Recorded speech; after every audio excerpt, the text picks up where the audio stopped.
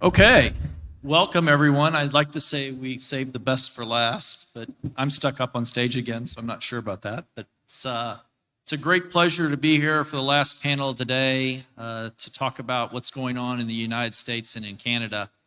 I've got a great panel up here. You heard who they are, but let me just give a couple of comments about each of them individually. Next to me is Susan Hensel. Susan last year was named one of the 10 most influential women in gaming by iGaming Business. She was for 2 years, she was the president of the International Association of Gaming Regulators. She has her own firm now advising clients in law and regulatory affairs, and she was the director of licensing for the Pennsylvania Gaming Control Board. Next to her is Jeremy Kleiman, who's the chair of the gaming law practice at Saiber Law Firm in New Jersey. He's been doing this for 20 plus years, everything from B2B, suppliers, operators, finance, the whole 9 yards. And he's the co-founder of the iDevelopment Economic Association. Next to him is Paul Burns, who's the CEO of the Canadian Gaming Association. And I would say a lot more, but he basically founded the Canadian Gaming Association. So for almost, 16 years now, he's been the go-to person when it comes to gaming in Canada with respect to the association that he basically put together. And last but certainly not least at the end is Ron Segev, who's a principal at Segev LLP in British Columbia. And his firm specializes in gaming and regulatory law and really is one of the top gaming law firms in Canada and has a real good broad knowledge, I think you'll find, about all sorts of items that are going on in Canada. You know, the thing about Canada and the United States is almost all Canadians live within 100 miles of the United States. The largest province in Canada is Ontario, which borders New York, and literally almost the entire population of Ontario is within 100 miles, but it's the biggest province population-wise in the state, and it's opening up to iGaming. So I guess the first question becomes, Ron, how did Ontario open up? Okay, well, first of all, great being here, and I appreciate everybody attending. The regulatory framework in Canada is set up so that Canadian gaming and betting law is governed at the federal level under the criminal code. And the criminal code, broadly speaking, sets out that all gaming activity is prohibited unless conducted pursuant to some kind of exception. And one of the exceptions is unless a province conducts and manages the gaming activity. And so Ontario, up until recently, was running its own online gaming portal called Play OLG. And they recently decided to launch a new initiative, a new iGaming model that would open up the market to third-party B2C operators. And the way they're doing this is there's a portal that's been open for registration since September 13th. You register with the province, and then as a B2C operator, you enter into an agreement with a crown corporation that's set up for the purposes of running this new model called iGaming Ontario. We refer to it as IGO or IGO. And hopefully you're off to the races. The go-live date has been expressed as sometime in December, although we're thinking that it might be delayed somewhat. And also of importance is to know that if you're a B2B operator, you also have to register, although you don't have to enter into any commercial agreements. There's dozens of nuances to the process. We can get really granular if you want to. Just ask.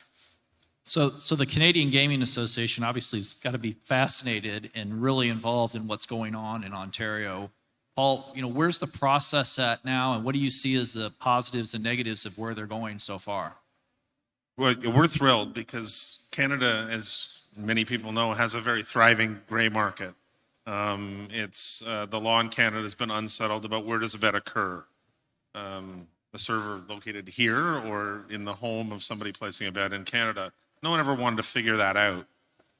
or have that legal question answered, actually. And that's really why we've not had regulated iGaming other than the provincial government-run lottery corporations offering their own sites. Ontario choosing to do this, they announced 2 years ago that they were going to consult. This time last year, they announced they were going to proceed and quickly they had one small legislative measure they took care of in about 6 weeks, was to create iGaming Ontario as the entity that would have the commercial relationship. So it's not a traditional tax and regulate, as Ron just said, but it is a revenue share model. And so which has been great. And so what also happened in 2021 was the Canadian government finally, after about 10, 11 years of advocating, changed the laws on sports betting to permit betting on the outcome of a single sporting event, which was prohibited under the criminal code, even though we did have legal parlay wagering for decades in Canada. So the two things combined have created a nice opportunity. Obviously, sports represent probably about 45% of the online market. And just an example, there's about $1 billion of GGR right now in the gray market in Canada. So about half of that's in Ontario. So it's a significant market. I think there's lots of room still for growth in that. So we're thrilled that this is happening. We'd like to see it happen in more jurisdictions in Canada, because the simple need of having regulated gaming for all of your offerings in your jurisdiction would be helpful. But this is a great start, and this is going to be watched by other provinces to see what they can do. But the open licensing system in Ontario has created tremendous interest. There's probably well over, companies are required to sign NDAs to receive documents from IGO on what the market will look like. Over 50, 60, almost 60 now have signed those. The market size on opening could be a couple dozen at least, if not more. So we're really thrilled that there's been that much of interest, because in North America, we'll be probably the only open license jurisdiction. So you've got a $500 million market in Ontario, give or take. British Columbia going all the way to the other side of the continent, Vancouver, Victoria. If you've never been to British Columbia, I have to say it's absolutely beautiful. But British Columbia is a jurisdiction that has iGaming. And Ron, that process and where iGaming is operated in BC, how does that contrast with what we just talked about with Ontario? Yeah, that's a good question. So the market in BC is operated by the British Columbia Lottery Corporation, and it's run as a monopoly. The province owns the portal. It's called playnow.com. And if you wanted to be a vendor into that province, your only option is to be a B2B vendor. So you'd be a supplier to the provincial lottery. And so most of the vendors are obviously, casino content studios, odds and data suppliers and the like. There is, as Paul mentioned, a thriving gray market. And so if you live in British Columbia, you've got lots of options other than playnow.com. A common question that I get from people who are interested in the Ontario market is what's going to happen with the rest of Canada? And so the question is, are other provinces going to follow the Ontario model? I'd say about half the clients that come and talk to us think that the answer is yes, but I'd have to say that the answer is no, at least not in the short term. I know that the provinces are all interested in what's happening in Ontario, but this idea that we're going to see a domino effect similar to what we've seen in the United States is probably is not going to manifest. Certainly not for the next 2 or 3 years. Anyway, yeah, that's all I have to say about that. In the middle of Canada, I mean, people are familiar with Toronto and Montreal being on one side, Vancouver on the other. There's a lot of expanse literally in the middle of Canada. Paul, I know Saskatchewan has a variant. You want to talk a little bit maybe about how Saskatchewan is different from the British Columbia and Ontario? Yeah, it is. Actually, Saskatchewan, Alberta, both, every province has a bit of a different model. There's nothing uniform about anything on the interpretation of how they want to fulfill the criminal code. In Saskatchewan, the First Nations of Saskatchewan, the 74 Indigenous nations, have a company called the Saskatchewan Indian Gaming Authority. It was created to operate what's now 7 casinos in the province in 7 communities. They were given the right by the province of Saskatchewan to now run all of the online gaming for the province. There has been no legal offering inside the province of Saskatchewan to date at all. And so Segev, they just issued an RFP. They're looking for a casino platform provider. They are going to be offering sports betting, and it's all going to be run through in connection to their casino sites. But the province of Saskatchewan actually really doesn't want to run gaming anymore at all. And so it's been a gradual transition, I think, to the First Nation communities. There's a revenue share agreement with them. And Alberta's, also has a private sector model with some government delivery. They're looking at options at inviting in sports betting operators, whether it's a limited number of licenses or connections to a tethered model to casinos. Those 2 provinces also have some of the highest per capita spends in North America, which is the other attractiveness to those markets, and that there's a real strong, I guess there's not much else to do when it's 40 below in February, so they tend to go. The casino operator actually has one of the highest penetrations of loyalty card because they offer free valet parking, which is they plug in your car, it's warm when you get out, it's warm when you get back in. And literally over 50% of the population of the province has a loyalty card for their casinos. So there's a lot of success coming from that platform, I think, from the province. They will be probably a single operator model, but it's showing that there's a lot of the rest of Canada, as Ron said, will be a wait and see. So, Wow, if it gets that cold and you have to have valet parking, I'd probably sign up for that too if I lived up there. Amen. All right, so we'll come back to Canada in a minute because I want to pivot to the United States, which is kind of the newest market in the world, it seems like. I don't know how many conferences over the years I've come to, and everybody says, when's the U.S. going to open up? When are we going to get iGaming? When are we going to get sports betting? Well, it's starting.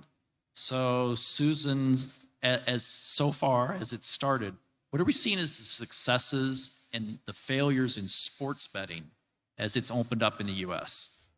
Well, I think you make a great point that it is just starting. So the U.S. is very much in its infancy when it comes to sports betting, and I think it's too early to say if there have been successes or failures. I do think there have been positive developments, and some of those positive developments have been the just sheer enthusiasm for sports wagering that we're seeing in the United States. It's coming from the states. More than half have already authorized or implemented sports wagering. It's coming from the leagues, which at one point were adamantly opposed to sports wagering and now have embraced it.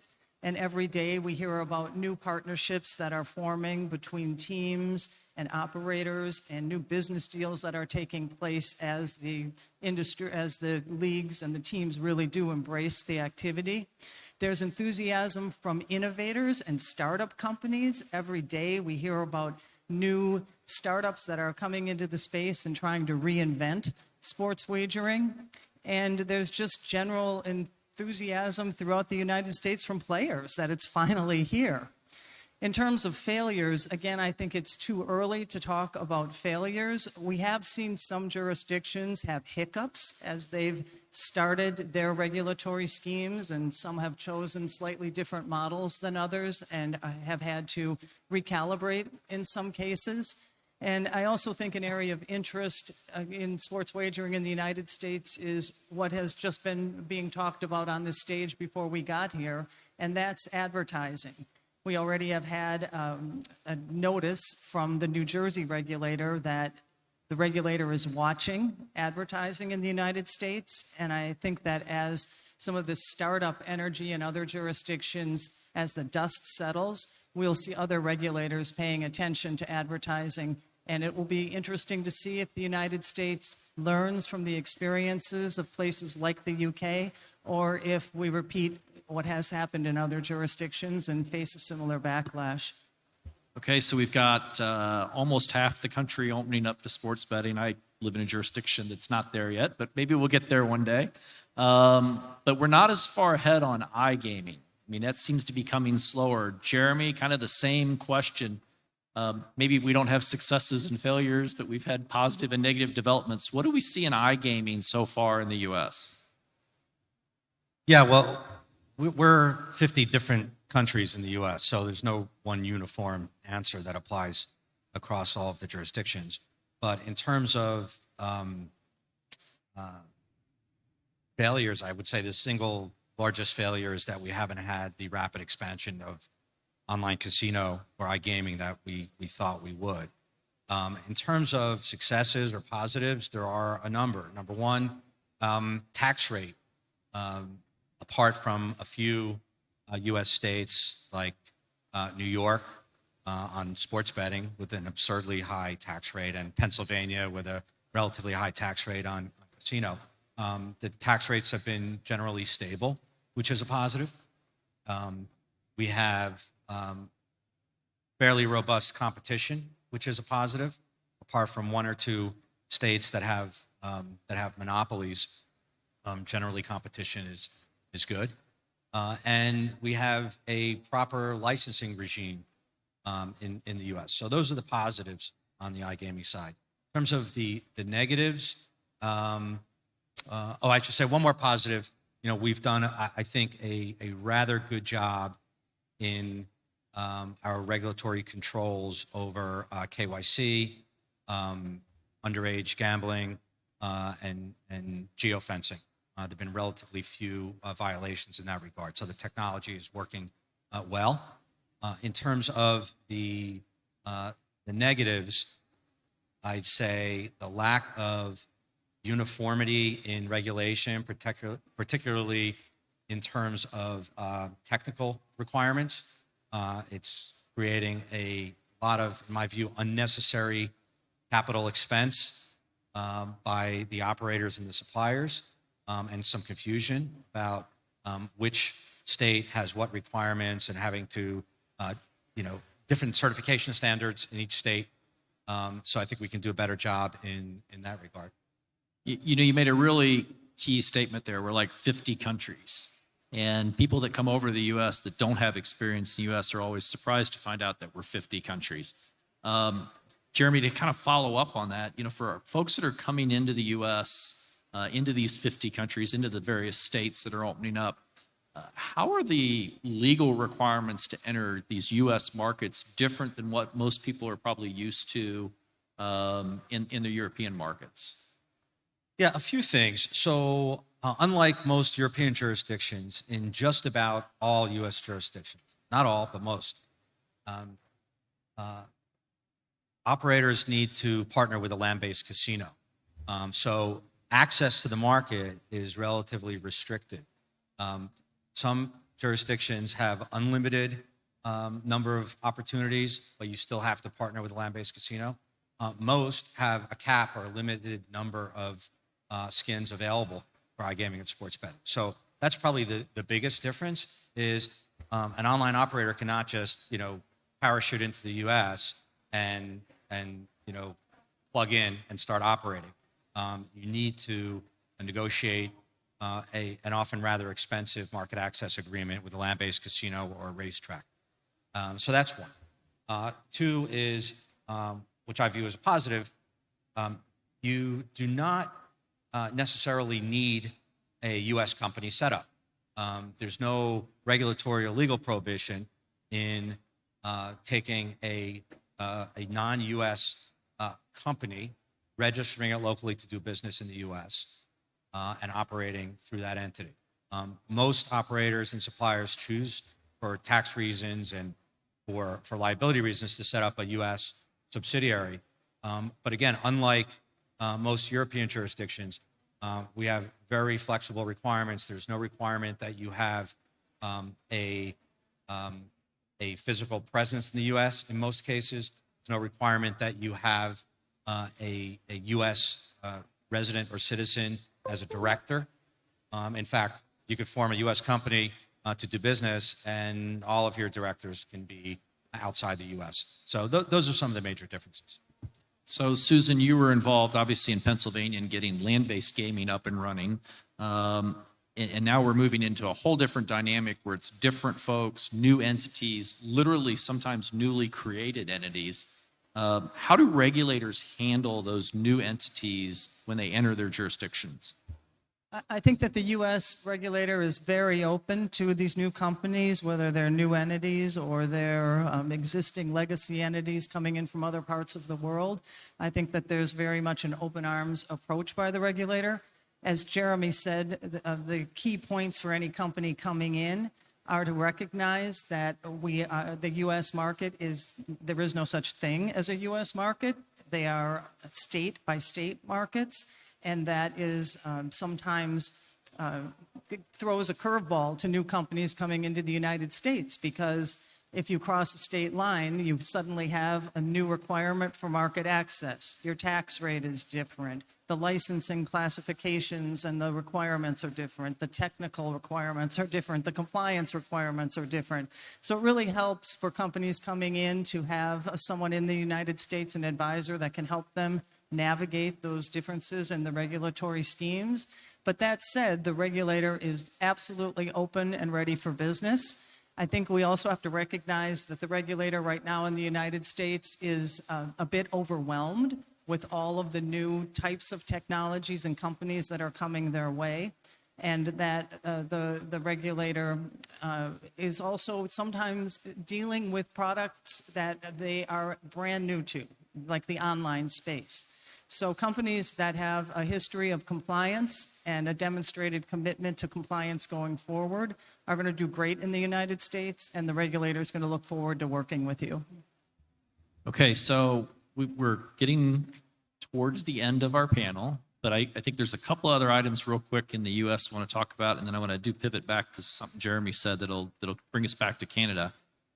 All right, so New Jersey's kind of known as, they've kind of got it down. They've been in it for a while. They know what they're doing. Nevada, to a certain extent, is too, but neither one of those are really the big states in the United States. New Jersey's bigger than Nevada, but there's California, which is the largest state in the nation. I think Texas is second now after the last census. New York and Florida. They're the four biggest markets. So this is kind of a Jeremy and Susan discussion here. I'm curious to hear, where are we at with the big states? What are the new developments? Because everybody wants to know about California, Texas, New York, and Florida. Wow. Okay, we can go around the horn. Texas and California, two of the largest states. Nobody really knows. In Texas, which traditionally has been very anti-gambling, there are a number of pieces of legislation to authorize sports betting that are kicking around in the state legislature, which has a very short session every year. And I don't think anyone can predict whether any of those will pass anytime soon. So that's sort of a big mystery. In California, there are two pieces of competing, not legislation, but two efforts to put a ballot initiative to the voters. One being put forth by the tribal casinos in California that want to control retail sports betting on tribal lands only, and another that's being supported by the legislature, which would authorize retail sports betting as well as mobile and online sports betting. But in connection with that, they would, I believe, give or extend rights to the card rooms in California to offer banked card games, which the tribes are opposed to. So they're stepping over each other, and nobody knows what's going to happen in California. I can talk about the others as well, Susan, if you want to talk about. I'm happy to jump in. Okay, so New York is, I could say this because I'm from New York originally, it's the epicenter of dysfunction when it comes to government politics in the U.S. So New York just last week, after a public tender process, awarded 9 mobile sports wagering licenses to 9 operators at an absurdly high tax rate of 51%. They're under tremendous pressure to launch. They are understaffed. As Susan mentioned, the regulator is tremendously understaffed and overwhelmed, and nobody The conventional thinking is that it's not going to launch anytime soon because they have not yet started the process of even licensing any suppliers or vendors. So that's New York. That's wait and see what happens there. And in Florida, the Seminole Tribe of Florida, which renegotiated its compact with the state of Florida, has the exclusive right to offer mobile sports betting in the state of Florida. There are a number of challenges, legal challenges to that in state and federal courts. But again, the conventional thinking is that will be upheld and they will launch sports betting in Florida relatively soon. So I'll offer my 2 cents on each of those jurisdictions as well. Texas, given its history, I would not see as being one of the next states that's poised to authorize sports wagering. I think you're more likely to see it in a place like Ohio, which is another large U.S. state that is poised to pass. California, the 2022 is going to be really interesting as we watch these stakeholders battle it out for who's going to be left standing. Are we going to see the tribes? Are we going to see the tribes with retail only? Are we going to see the tribes with retail and online? Will the commercial interests like your DraftKings, your FanDuels, MGMs, will they win at the end of the day? Will they be successful in getting an alternative ballot measure placed on the ballot in 2022? Where will the card rooms fit in? And then we've also got the horse racing tracks that would also like to have the opportunity to offer.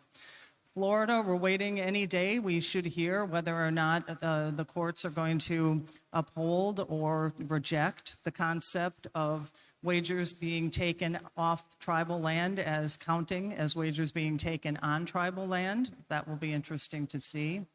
And New York, I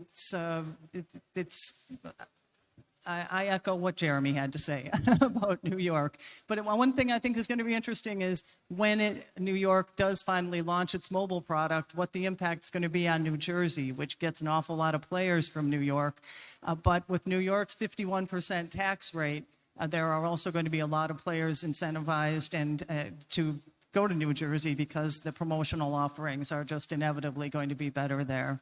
And one state we haven't talked about that I think has a very wide open opportunity for market access is Maryland. And that one is all authorized and coming online. And it doesn't get talked about much, but that's an interesting place with 60 mobile licenses available.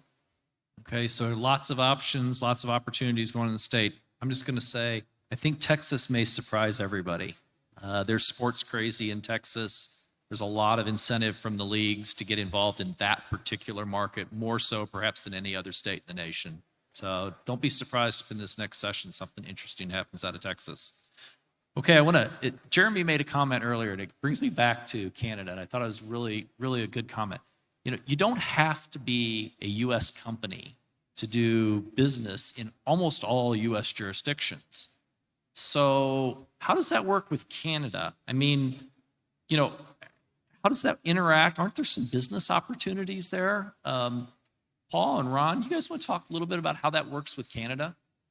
Well, I'll start just by saying that the Ontario model that's coming forward, you do not require yourself to establish an Ontario business. Your servers don't have to be located in Ontario. You're not required to have a Canadian bank account.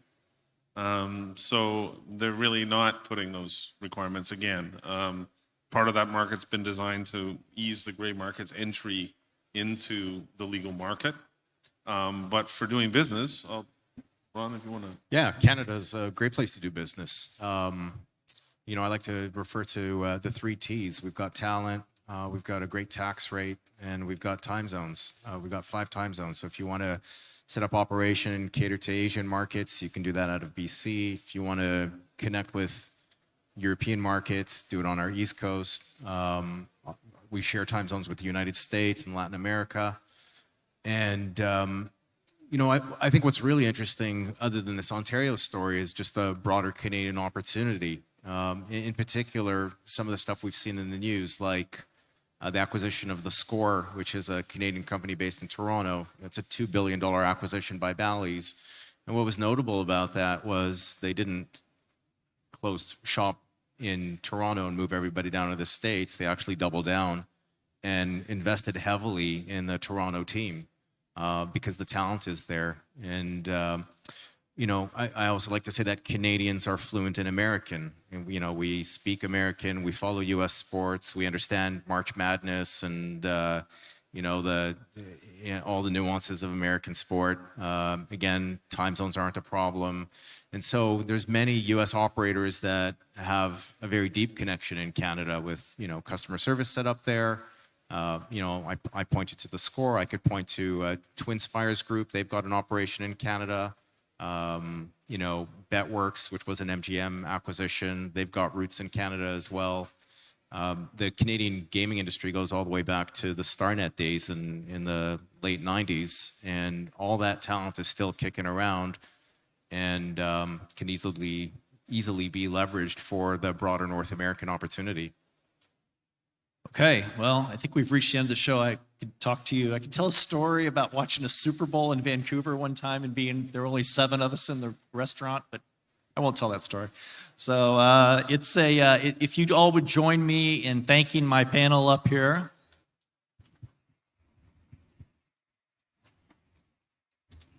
And I'm just going to stand up so I don't take any more time and give a couple closing remarks because I know this is the end of today. I want to thank everybody for coming today. I'd like to thank WH Partners for going along with us and helping sponsor this event. I think we've had a full day of really great regulatory briefings. They've done a great job. I think the IMGL has really done a great job. I want to thank the members of the IMGL who are up here on stage and have spoken the last couple times in the afternoon. And certainly I want to thank everybody here for attending. I would be remiss if I didn't point out 2 shameless sales plugs for the IMGL. First of all, we have a magazine. It's hard copies at our booth, but it's also online. You can go to our website and see it. It's full of cutting-edge regulatory and legal developments around the globe. You can always look at that. You can always go to our website, imgl.org. And last, shameless commercialism. We have 2 conferences. We do one in North America. We do one in Europe. Our North American conference is in Seattle, which is very close to Vancouver and is a hotbed of technology and tribal development. It's going to be a real focus on that. That's April 27th to 29th. And then in September, from the 14th to the 16th, we'll be in London and doing a focus on European gaming and all the developments there. So please join us at that. Thank you all again for coming today. And with that, we will conclude.